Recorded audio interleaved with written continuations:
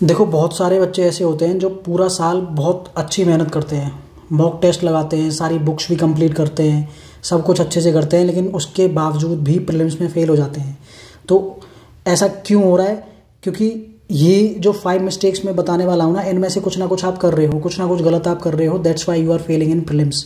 ठीक है, तो ये पहली चीज़ क्या है? देखो, लास्ट के जो फ्यू डेज बचते हैं ना, इसमें क्या करते हैं, PD 365 उठा लेते हैं या फिर करंट अफेयर्स का जो कंपाइलेशन है वो उठा लेते हैं। अब लास्ट के जो फ्यू डेज है ना, वो आपके दिमाग को अलाइन करने के लिए हैं to the PYQs, to the most relevant question that can be asked in the real exam. ठीक है, लेकिन आप क्या करते हैं, आप उठा लेते हैं करंट अफेयर्स, जिसमें से यही पता नहीं है कि क्या आएगा। हो सकता है PT में से 1 क्वेश्चन आए, 2 आए, 4 आए, 1 भी ना आए, लेकिन जो कोर सब्जेक्ट्स हैं उनमें से 50 to 60% क्वेश्चन बनता ही बनता है, उनको हम इग्नोर कर देते हैं। ठीक है, तो ये चीज़ आपको अवॉइड करनी है कि PT 365 को कंपाइलेशन लेके नहीं बैठना है। ठीक है, उन पे बहुत ज़्यादा फोकस नहीं रखना है। अपना ये चीज़ ध्यान रखिए कि PD 365 का जो कंपाइलेशन पूरा इकट्ठा कर रखा है, उसको एकदम से लेके नहीं बैठना है कि अब इसको कंप्लीट करना ही करना है। अपने कोर सब्जेक्ट्स पे फोकस रखिए और PYQs उठा लो। पिछले 5 साल के नहीं हो पा रहे हैं तो 2 साल के पकड़ लो, 2 साल के PYQs को उठा लो, उसमें ट्रिक्स लगाने की कोशिश करो, उसकी लैंग्वेज को डिकोड करने की कोशिश करो। उसमें क्या है, किस तरह के क्वेश्चंस जो होते हैं, किस तरह की जो लैंग्वेज है वो गलत होती है और किस तरह की लैंग्वेज सही होती है, ये चीज़ पकड़नी है आपको। एलिमिनेशन ट्रिक्स जो भी आपने अभी तक देख ली हैं वो सारी उनको एक पेज पे लिख लो और उनको अप्लाई करने की कोशिश करो इन पे। ठीक है, तो पहली मिस्टेक जो आपको नहीं करनी है वो है करंट अफेयर्स पे बहुत ज़्यादा फोकस या फिर PD 365 पे फोकस ज़्यादा नहीं रखना है। सेकेंड चीज़ क्या है, बहुत सारे बच्चे क्या करते हैं ना कि लास्ट के जो 1-2 दिन होते हैं ना, इसमें क्या करते हैं, पढ़ाई छोड़ देते हैं कि यार जितना पढ़ना था ना 1 साल में पढ़ चुके हैं, क्योंकि एक तरीके से माइंड भी सैचुरेट हो जाता है बार बार पढ़ते हुए। तो लास्ट के 1-2 दिन में अगर आप पढ़ाई छोड़ते हो तो ये समझ लो कि आपका जो मेंटल स्ट्रेंथ थी ना, जो मेंटल कैपेबिलिटी थी, वो गारंटीड उस पर अफेक्ट पड़ेगा। एग्जाम हॉल में जब आप घुसोगे तो वो उस माइंड से नहीं जा पाओगे, एक प्रिपेयर्ड माइंडसेट जो होता है। ठीक है ना, तो लास्ट के फ्यू डेज में, जो लास्ट के 2-3 दिन हैं, इसमें पढ़ाई पे ढील बिल्कुल नहीं छोड़नी है। ठीक है, एक चीज़ मैं हमेशा कहता हूँ that you must be on your toes till you enter the exam hall. ठीक है ना, जब तक आप एग्ज़ाम हॉल में घुस रहे हो तब तक अपने कोर सब्जेक्ट्स जो आपको पता है कि ये क्वेश्चंस आते ही आते हैं, जैसे ज्योग्राफी में रिवर्स हैं, मैप्स हैं, ठीक है, इस तरह के क्वेश्चंस, हिस्ट्री में जो मेन इंपॉर्टेंट थीम्स हैं, ये सारी चीज़ें अपने लास्ट के रिवीजन के लिए रखिए, लास्ट के 2 दिन के रिवीजन के लिए। ठीक है ना, और PYQs रखिए। तो लास्ट के 2-3 दिनों में पढ़ाई छोड़नी नहीं है और ना उस पर ढील देनी है। ठीक है ना, ये चीज़ ध्यान रखनी है, क्योंकि ये फिर आपको एग्जाम से आउट करवा देगी। जब आप एग्जाम हॉल में घुसोगे तो अलग ही लेवल की एंग्जाइटी रहेगी, फिर लगेगा कि यार लास्ट के 2 दिनों में तो बिल्कुल कंप्लीटली आउट हो गया दिमाग से। और ख़ास तौर पे जो फैक्ट्स होते हैं वो तो लास्ट के फ्यू डेज में ही जो पढ़ते हैं वही आप रिटेन कर पाते हो एग्जाम हॉल के लिए।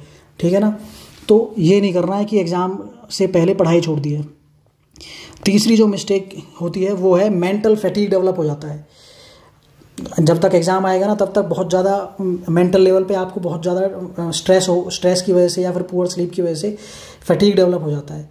देखो, एक चीज़ ध्यान रख लेना, कितना भी स्ट्रेस ले लो, कितना भी सेल्फ डाउट रख लो, सॉल्यूशन इससे नहीं निकलेगा।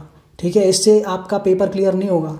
आपको एक चीज़ ध्यान में रखनी है, स्ट्रेस को हमें अपने माइंड को हमें मैनिपुलेट करना होता है, स्ट्रेस की तरफ से हमें उसे पॉजिटिव बनाना होता है। ठीक है ना, और देखो, अगर इस टाइम पे अगर आपकी स्ट्रेस की वजह से पढ़ाई नहीं हो रही है ना, तो एक चीज़ मेरी ध्यान रख लेना, स्ट्रेस को हटाने का सिर्फ और सिर्फ एक सोल्यूशन है, और वो है आपको अपनी प्रायोरिटी सेट रखनी पड़ेगी। हर घंटे के टारगेट्स बनाने पड़ेंगे आपको। हर घंटे के अगर टारगेट्स होंगे ना और वो प्रायोरिटी पे होंगे, तभी आप स्ट्रेस से डील कर पाओगे। ठीक है ना, जो भी हर एक घंटे के अपने टारगेट बना लो कि इस घंटे में ये पढ़ना है। अगर वो कंप्लीट नहीं भी हो रहा है ना तो अगले घंटे पे शिफ्ट कर दो। और बीच में कोई भी स्ट्रेसफुल थॉट आ रहा है कि प्रीलिम्स होगा कि नहीं होगा, ठीक है, या फिर कोई और डेवलप हो रहा है, सेल्फ डाउट डेवलप हो रहा है कि यार पिछले 1 साल से मैं क्या कर रहा था या पिछले 2 महीने से मैं क्या कर रहा था, इस तरह के थॉट्स अगर आ रहे हैं तो अपने दिमाग को बोलो कि इनसे मैं बाद में डील करूँगा, पहले जो मेरा 1 घंटे का टारगेट है इसको कर लेता हूँ। इस तरह से अपने मेंटली आपको फ्रेम करना है अपना टारगेट्स बना के। ठीक है ना, that's the only way you can deal with stress, by engaging your mind forcefully in achieving those early targets. ठीक है ना, इसके अलावा सोल्यूशन है ही नहीं। और ये जो आप एंग्जाइटी और ये जो स्ट्रेस डेवलप कर रहे हो ना, इससे क्या होगा, एग्ज़ाम डे वाले दिन ना एक ब्रेन फॉग डेवलप हो जाता है। ठीक है, ब्रेन फॉग क्या होता है, आपकी जो माइंड की कैपेबिलिटी है वो कम हो जाती है सॉल्व करने की। ठीक है, इससे क्या होता है, आप सिली मिस्टेक्स करने लग जाते हैं पेपर में, जो बहुत इजी क्वेश्चन होते हैं ना उसमें भी सिली मिस्टेक्स कर देते हैं। तो ये चीज़ ध्यान रखनी है कि अगर आप एंग्जाइटी हो रही है आपको या फिर स्ट्रेस हो रहा है तो अपने पैर पे अपने आप कुल्हाड़ी मार रहे हो आप। ठीक है ना, तो ये नहीं करना है। अपनी स्लीप का ध्यान रखिए और स्ट्रेस का ध्यान रखिए। स्लीप अगर सो नहीं पा रही हो तो मैंने एक और वीडियो बनाई है, उसको ज़रूर देख लेना, बहुत शानदार वीडियो है वो। ठीक है, सोना कैसे है एग्ज़ाम डे से पहले। नेक्स्ट जो चीज़ है वो है, एग्ज़ाम डे पे क्या करते हैं ना, अनरियलिस्टिक अटेम्प्ट्स करने लग जाते हैं। टॉपर ने बोला है कि यार 90+ तो करने ही करने हैं। ठीक है, पेपर का लेवल कुछ और आया है, पेपर का लेवल आ गया 2023 वाला। ठीक है, उसमें 90+ टारगेट्स मतलब हर किसी के लिए पॉसिबल नहीं है। तो अपना ये चीज़ ध्यान रखनी है कि ना तो बहुत ज़्यादा टारगेट्स रखने हैं और ना बहुत कम। ऐसा ना हो कि आप 65 और 70 अटैम्प्ट कर रहे हो, उनसे भी नहीं होगा। ऐसा ना हो कि आपने 85 और 88 सॉल्व कर लिए हैं, उसके बाद आपको लगता है कि यार 90+ तो करने ही करने हैं, and you and up committing silly mistakes. फालतू के आप तुक्के लगा के आ जाते हैं और फिर उससे कुछ नहीं होगा, नेगेटिव ही बढ़ेंगे। ठीक है, तो अनरियलिस्टिक अटैम्प्ट्स पे नहीं जाना है। ये चीज़ आपको अभी तक क्लियर हो चुकी होगी कि आपके अटैम्प्ट्स कितने होते हैं, तब आप अच्छा स्कोर कर पाते हो।